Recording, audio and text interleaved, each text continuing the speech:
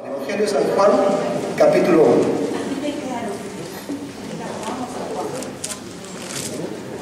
San Juan, capítulo 1. Vamos a leer. Dice así.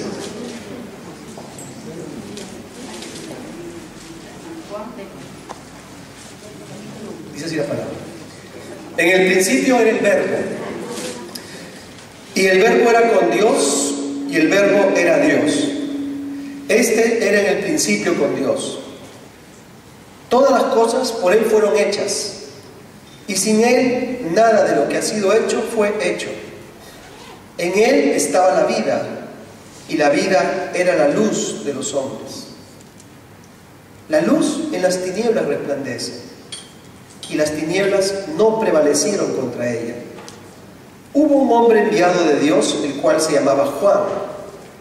Este vino por testimonio, para que diese el testimonio de la luz, a fin de que todos creyesen por él. No era él la luz, sino para que diese testimonio de la luz. Aquella luz verdadera que alumbra a todo hombre venía a este mundo. En el mundo estaba, y el mundo por él fue hecho, pero el mundo no le conoció.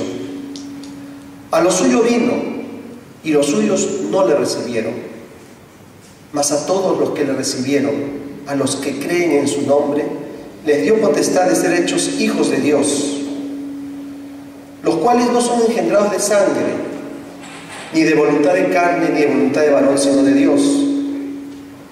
Y aquel Verbo fue hecho carne y habitó entre nosotros, y vimos su gloria, gloria como del unigénito del Padre, lleno de gracia y de verdad.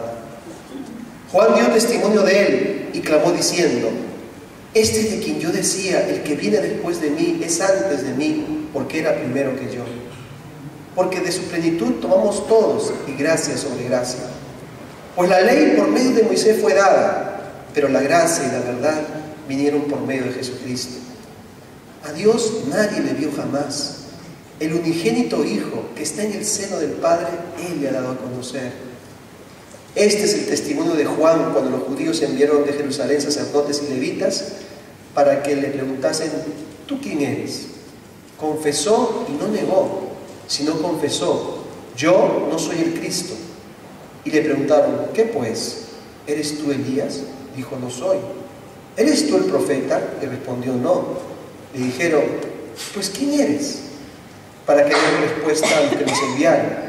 ¿Qué dices de ti mismo? Dijo: yo soy la voz de uno que clama en el desierto: enderezad el camino del Señor, como dijo el profeta Isaías. Y los que habían sido enviados eran los fariseos, y le preguntaron y le dijeron: ¿por qué pues bautizas si tú no eres el Cristo, ni Elías, ni el profeta? Juan les respondió diciendo: yo bautizo con agua, mas en medio de vosotros está uno a quien vosotros no conocéis.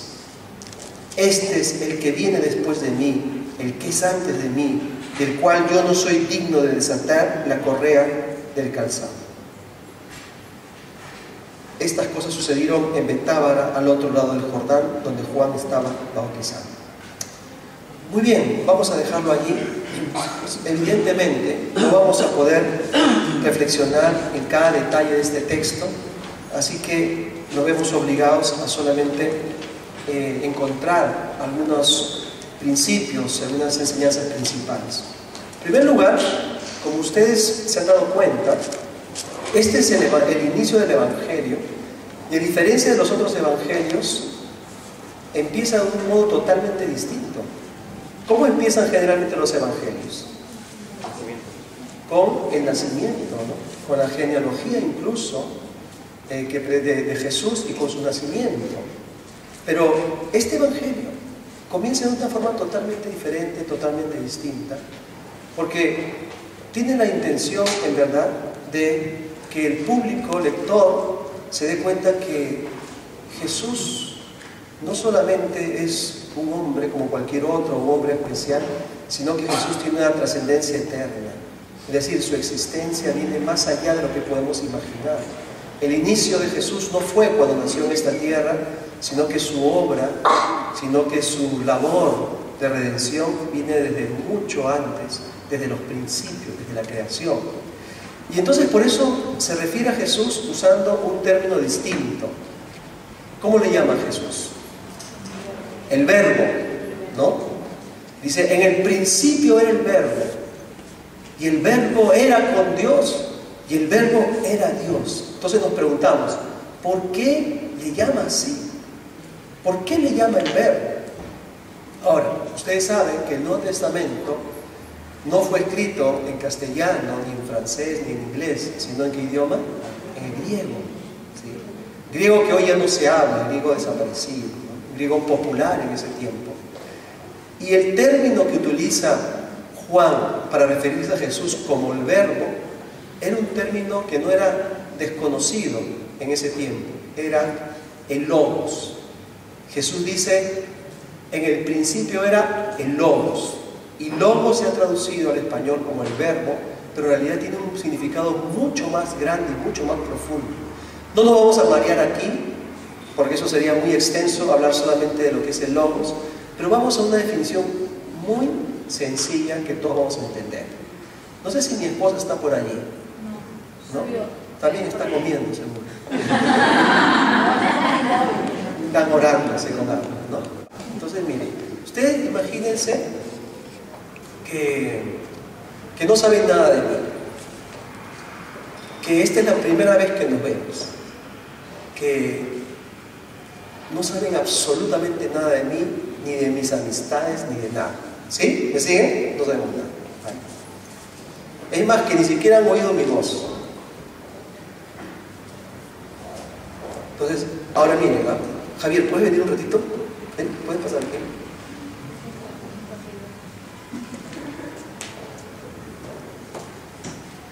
Imagínense que estamos en la calle, ustedes no me conocen, ni a Javier ni a mí. Y entonces yo voy a hacer algo y ustedes me van a decir qué les dice esta acción que yo voy a hacer. ¿Vale? ¿Sí? Hola Javier, ¿cómo estás? Qué gusto de verte. Un abrazo.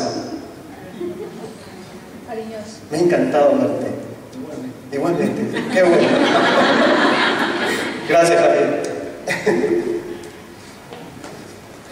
Mientras yo no le decía nada a Javier, si ustedes no me hubiesen conocido, ¿qué hubiesen pensado? Que somos desconocidos. Como cuando estamos en el metro, por ejemplo, al lado de una persona, pero cuando empezamos a hablar, ¿qué ocurre? Nuestras palabras, ¿no? Y nuestros actos comienzan a revelar qué clase de personas somos, a quién amamos, a quién queremos, a quién abrazamos, ¿no es cierto? Es decir, la palabra es un vehículo tremendo, porque mediante la palabra se revelan tus ideas, ¿no es cierto? Cuando tú no dices nada, por ejemplo, la gente dice, ¿qué estará pensando? ¿No? Por eso es que dice que hasta el necio cuando calla pasa por sabio. Pero cuando habla, pues, ese es un necio. O es un sabio, ¿no? Porque la palabra, ¿qué revela? Los pensamientos, revela lo que está en tu mente, revela tus ideas. Mientras tú no dices nada, la gente no se entera de quién eres tú. Ahora escucha. El verbo también se puede traducir como la palabra. Entonces, Jesús es la palabra de Dios. O sea, la vida de Jesús nos revela quién es Dios. O sea, Jesús es Dios hablando. Es la palabra de Dios encarnada. Entonces, la gente en realidad no tenía un conocimiento de Dios, tenía alguna idea de Dios, ¿no? Los que no eran del pueblo de Dios tenían pensamientos, ideas y percepciones quizás interiores de que había un Dios, pero no le conocían y no sabían cómo era, ni cómo obraba realmente. Jesús es, en primer lugar, la palabra de Dios, porque Jesús nos revela quién es Dios. En el principio era la palabra era con Dios y la palabra era Dios. Esto para mí es fundamental, porque si tú leyeses solamente el Antiguo Testamento, por ejemplo, pensarías que Dios es un Dios cruel y malvado, ¿no es cierto? pensarías a veces leyendo algunos acontecimientos allí, que Dios es solamente fuego, castigo, retribución ante el pecado. Y podemos quedarnos con esa imagen. Pero cuando miramos a Jesús, que es la palabra de Dios, nos damos cuenta que Dios no es así. O sea, Jesús revela a Dios. Entonces, no hay forma de conocer a Dios sino solo a través de su palabra, que es Jesús. Como no hay forma de saber qué pienso yo si no hablo, no hay forma de conocer a Dios si no le vemos a través de Jesús. No hay manera. Jesús es la palabra de Dios encarnada. Por eso que Jesús dijo, el que me ha visto a mí, ha visto al Padre. El que me oye a mí, oye al Padre. El que me recibe a mí, recibe al Padre, porque Él es la palabra de Dios, Él es la revelación de los pensamientos y vamos a decir del corazón de Dios para la humanidad. Por eso que no hay salvación fuera de Jesús. Él es la palabra de Dios. Bueno, entonces podemos decir que para entender los pensamientos de Dios no hay otro modo sino a través de Jesucristo. Si tú quieres conocer a Dios, quieres realmente que Dios haga una obra profunda en tu corazón y tienes necesidad de Dios y te sientes angustiado y solitario y lejos de Dios, quien te va a revelar a Dios es Jesucristo, porque es la palabra de Dios. Cuando Juan dice en el principio era el verbo era con Dios y el verbo era Dios, nos está diciendo que la palabra no tuvo solamente existencia de 33 años, que fue el tiempo que vivió Jesús en la tierra, sino que su existencia es eterna. Y es más, no solamente su existencia es eterna, sino que Él coexistió con el Padre. Y entonces hace una revelación tremenda. Él es Dios. Él es Dios. Los antiguos decían, ¿por qué hay tanto orden en el universo? ¿Por qué tenemos garantía que haya día y noche, por ejemplo, aquí en la Tierra? ¿Por qué tenemos la garantía de que hayan estaciones, ¿no? Que luego del verano nos venga el otoño, el invierno, la primavera. ¿Por qué? ¿Por qué hay ese orden? Y ellos decían, porque la palabra de Dios sostiene ese orden. Jesucristo es la palabra de Dios, no tiene fin ni tiene inicio, es eterno, es eterno. Ahora, pero esa palabra de Dios que nos revela quién es Dios, dice Juan, todo lo que ha sido hecho, por Él fue hecho. Y sin Él nada de lo que ha sido hecho, fue hecho. Parece un trabalenguas, pero lo que está afirmando es que la palabra de Dios no solamente nos revela quién es Dios, sino que es el poder mismo de Dios obrando. Mira, otra característica de la palabra, que muchas veces lo hemos dicho aquí, ¿no? Yo con mis palabras puedo dar vida o puedo matar, puedo dar muerte. Yo con mis palabras puedo elevar a una persona, elogiándola, dándole frases llenas de amor, de afecto, puedo levantarle su estado de ánimo. Pero con mis palabras también puedo destruir las personas. O sea, en un arrebato de ira y de cólera, uno con su palabra puede destruir una amistad, puede destruir una relación, sin necesidad de dar ningún golpe. Las palabras tienen poder. Jesucristo es la palabra de Dios. Este versículo tenemos que vincularlo con el Génesis. En el Génesis dice el primer versículo, en el principio creó Dios los cielos y la tierra. Juan dice, en el principio era el verbo era con Dios y el verbo era Dios. Entonces les pregunto, ¿cómo Dios hizo la creación? ¿Por medio de qué? Su poder. Su poder, pero ¿cómo se manifestó ese poder? Y dijo Dios, habló. Y dijo Dios, sea la luz. Y fue la luz. Y dijo Dios, produzca la tierra seres vivientes. Y nacieron seres vivientes de la tierra. Y entonces Dios solamente con el poder de su palabra hizo la creación. Jesús es la palabra de Dios. Jesús tiene ese mismo poder que sirvió para hacer todo este universo, para la creación. Es el mismo poder que estuvo contenido en la persona de Jesús.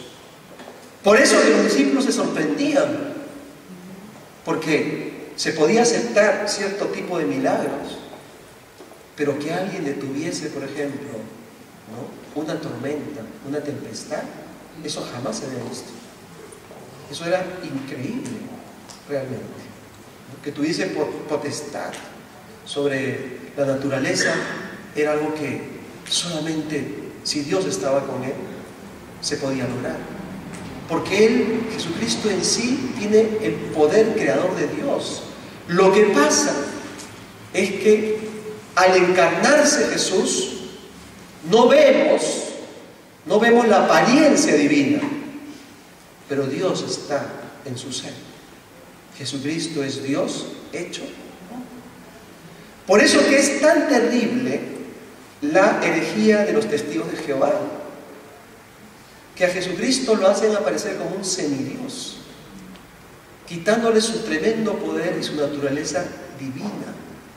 Porque en el principio el verbo era con Dios y el verbo era Dios.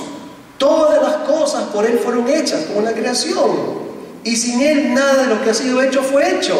Como vemos el relato de la creación, ahora que se habla de Jesús, entonces él tiene todo el poder. También debemos decir que Juan agrega a todo esto y nos dice: en él estaba la vida, y la vida era la luz de los hombres. La luz en las tinieblas resplandece, y las tinieblas no prevalecieron contra ella. Versículos 4 y 5. Esa palabra de Dios, cargada de poder, que nos revela los pensamientos de Dios, dice que también es la luz. Y aquí ya comenzamos a adentrarnos en la condición de ese mundo que recibió a Jesús. El mundo al cual vino Jesús era un mundo cargado de tinieblas. No es que le faltara conocimiento ni filosofía, que la tenía, pero los hombres vivían en las tinieblas de su desconocimiento de Dios y de su inmoralidad. Jesús es la luz porque Jesús alumbra nuestros corazones. Si tú crees que estás aquí buscando a Dios y siguiendo a Dios por tus propios méritos, estamos equivocados. Estamos aquí porque un día el Señor encendió una luz y vimos lo que antes no podíamos ver. Cuando estábamos sin Dios, hacíamos algo y hasta nos justificábamos y hasta nos gloriábamos de nuestros pecados y nos parecía algo hasta bueno que deberíamos vivirlo y transmitirlo a los demás. Teníamos cierta forma de pensar en cuanto a nuestro hogar, hasta nuestra familia, en cuanto a nuestro trabajo, y pensamos que era la correcta. Pero cuando el Señor viene a nuestra vida, se enciende la luz y comenzamos a ver las cosas que antes no veíamos, porque dice aquí que las tinieblas no pueden contra la luz. Cuando tú entras a una habitación, imagínate una habitación totalmente cerrada, sin ventanas, absolutamente oscura, tan oscura que no puedes ni verte la nariz, ni tu mano, ¿sí? Absolutamente oscura. Pero si tú enciendes, ¿no?, una pequeña vela, aunque sea pequeñita, ¿qué pasa? Las tinieblas no pueden contra ella. Alumbra, no pueden apagarla. Aunque sea un puntito, como puede ser un faro en medio del mar, ese solo puntito nos guía y nos dirige. Porque las tinieblas, dice aquí, no pudieron contra la luz. Fue imposible que las tinieblas prevalecieran contra la luz. Es decir, el infierno y el sistema sin Dios hizo todo lo posible todo lo posible para evitar que esa luz se encendiese. Levantó a Herodes para destruir a Jesús, levantó a Roma, levantó al pueblo judío, quiso destruir a esa nación también otras veces para que no naciese de ahí Jesús. Hizo todo lo posible para que la luz no se encendiera. Pero las tinieblas no prevalecieron contra la luz. Y ha sido lo mismo en tu vida, estoy seguro. Porque tantas veces el diablo ha querido alejarte de los caminos de Dios, apagando esa luz. Pero las tinieblas no pueden contra la luz. Si tú te aferras a la luz y no sueltas la luz, aunque estés derrotado de rodillas, temblando de miedo y de pavor, lo que sea, asqueado de tus pecados, pero tú tienes la luz en tus manos, esa luz no se apaga. Porque las tinieblas no prevalecen contra la luz. El infierno no prevaleció contra la luz. Por eso Jesús es la luz de los hombres. Jesús es la luz. Porque sin Él estamos en la oscuridad. Dice que es la vida de los hombres. Porque sin Jesús estamos en un estado de muerte. Ahora, esa palabra llena de luz, de poder y que nos revela quién es Dios, dice Juan en el versículo 14 algo sorprendente. Y se los explico así, miren. Hay cosas en esta vida que tú dirás, jamás me voy a enterar de ellas, ¿no? Por ejemplo, yo no tengo ni idea cómo funciona un aparato de televisor. No tengo ni idea. Yo creo que me voy a morir sin entender cómo es eso de la transmisión por señales y la vía satélite, ¿no? Y ahí los radares, ¿no? Creo que nunca voy a entenderlo. Y hay un montón de misterios que vemos cómo accionan, que son una realidad, pero no las entendemos. En el mundo antiguo tenían cierta idea de Dios. Decían, esta creación maravillosa existe porque tiene que haber un Dios. Tenemos una inclinación interior también a buscar el bien, a vivir con cierta clase de moral, y eso tiene que haberlo puesto Dios en nuestro interior. Hay una revelación de Dios por ahí que nos dice que existe un Dios. A todo eso le llamaban la palabra, el logos. Pero decían, pero nosotros nunca vamos a conocer eso. O sea, es imposible que Dios nos hable. O sea, es imposible que Dios se revele a nosotros. Somos criaturas abandonadas a nuestro destino, a nuestra suerte, pero Dios no se va a preocupar de revelarse a nosotros. O sea, los hombres más sabios pensaban así, no creían en los mitos. Hay un verbo, hay un logos, hay una palabra, pero jamás se va a ocupar de nosotros. Es imposible que lleguemos a conocerla porque vivimos en un mundo de tinieblas. Y entonces aquí Juan lanza una frase tremenda que va a decir San Agustín. San Agustín va a decir así: mucho del cristianismo lo he encontrado en la ética y en la filosofía griega, pero lo que aquí dice San Juan nunca lo hallé en ningún libro de la sabiduría antigua. ¿Qué es lo que dice Juan? Ese verbo que ha creado todo, que revela a Dios, que es quien produce todo este orden del universo, ese verbo, esa palabra que es el poder de Dios y que todos nosotros reconocemos que existe, les quiero decir una cosa: no solamente nosotros le hemos llegado a conocer, sino que esa palabra se hizo hombre, se encarnó, tomó naturaleza humana y caminó entre nosotros, y nosotros le vimos, y al que vimos es el mismo que los judíos le llaman el Cristo, o sea, su Mesías esperado, es el mismo. Y dice Juan, le vimos lleno de gracia y de verdad.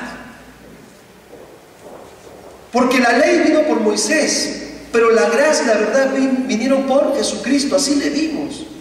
Es decir, hemos llegado a conocer la palabra de Dios no solamente por una intuición o por alguna experiencia mística, rara, extraña, sino que hemos llegado a conocerla porque se hizo como nosotros. Caminamos con Él, comimos con Él, nos sentamos con Él, le oímos, le escuchamos. O sea, el Logos, la palabra, se ha encarnado, se ha hecho como uno de nosotros. Lleno de gracia y de verdad. Gracia, una de las acepciones de la palabra gracia es encanto. O sea, mira, hermano, Jesús era encantador. Jesús no era como esos líderes religiosos hostiles al pueblo, hipócritas, sino Jesús era encantador. Jesús estaba lleno de amor. Por eso que los niños corren a Jesús, porque está lleno de gracia. O sea, la esencia de Dios, dentro de la esencia de Dios, resalta su gracia más que su justicia, porque es por su gracia y no por su justicia que nos perdona. Jesús era la encarnación de la gracia de Dios. Lo que desconocíamos antes de Dios, en Jesucristo lo hemos visto. Dios no es hostil a su creación. Jesús está lleno de gracia, es decir, está lleno de encanto y lleno de amor hacia nosotros.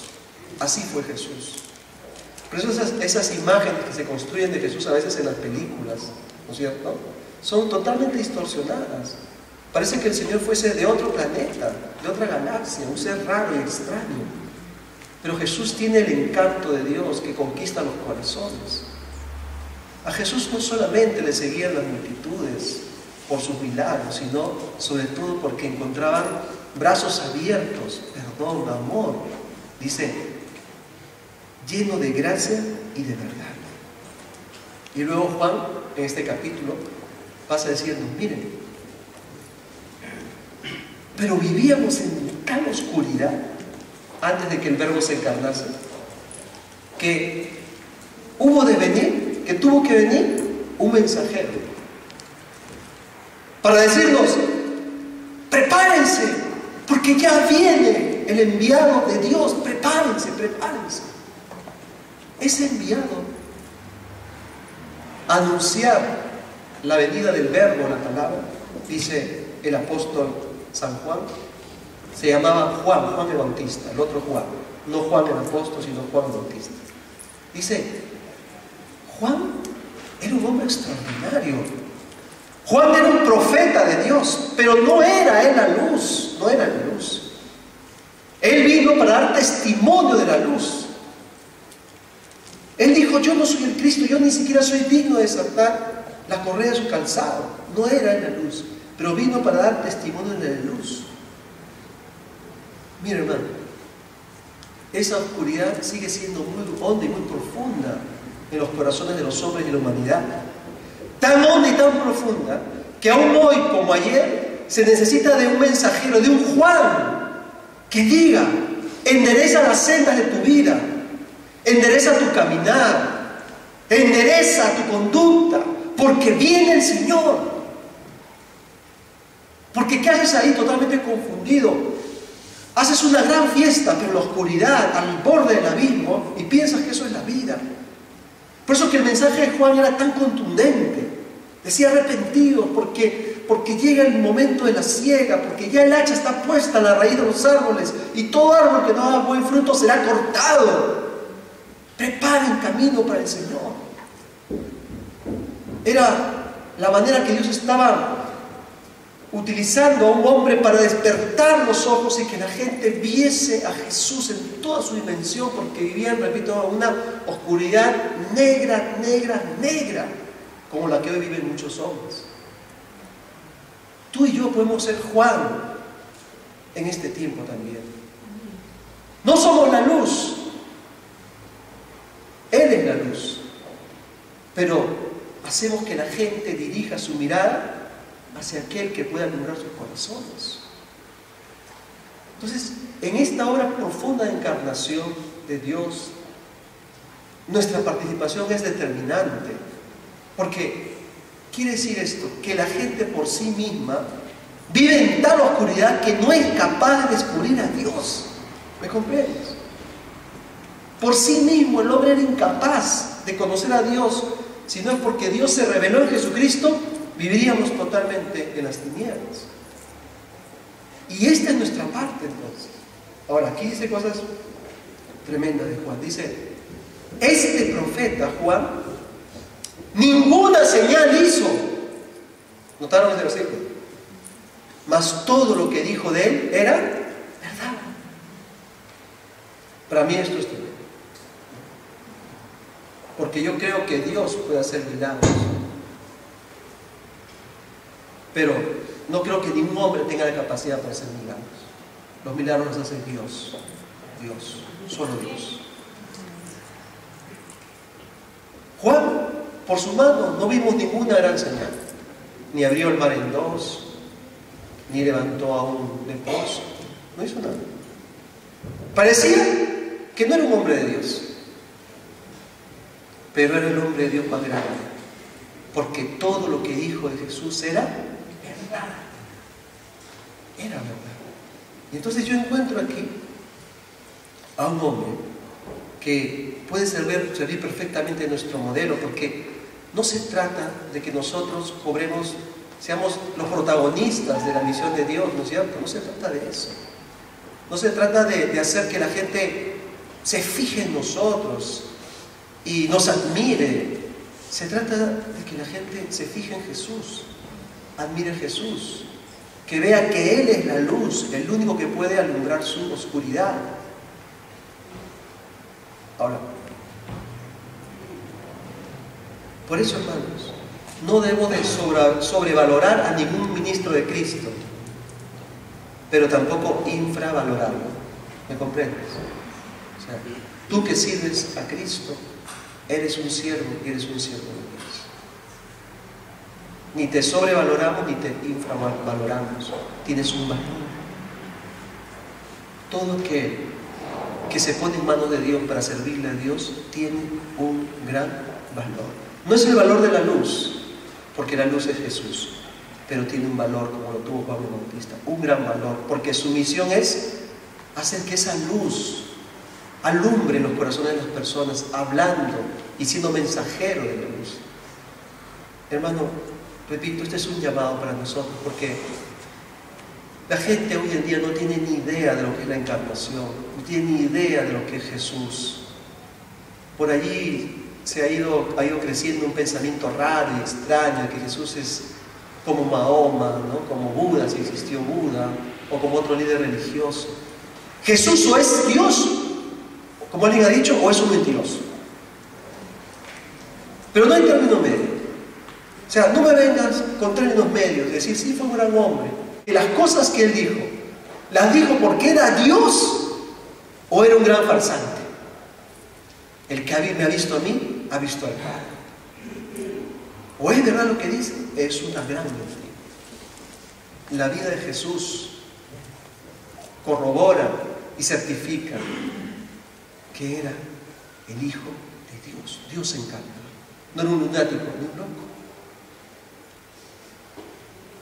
Ahora, este verbo que se ha encarnado, que caminó entre nosotros, habitó entre nosotros, dice Juan, y le vimos con la gloria de Dios, vimos su gloria.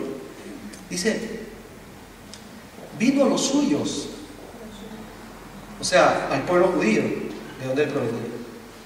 Y aquí lanza una frase tremenda, dice, los suyos no le recibieron. ¿Te sorprende que tu familia no te crea?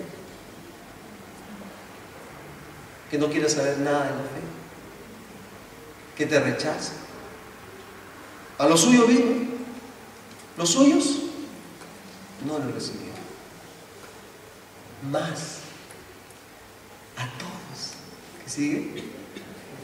A todos los que le recibieron, a los que creen en su nombre, les dio la potestad de ser hechos hijos de Dios,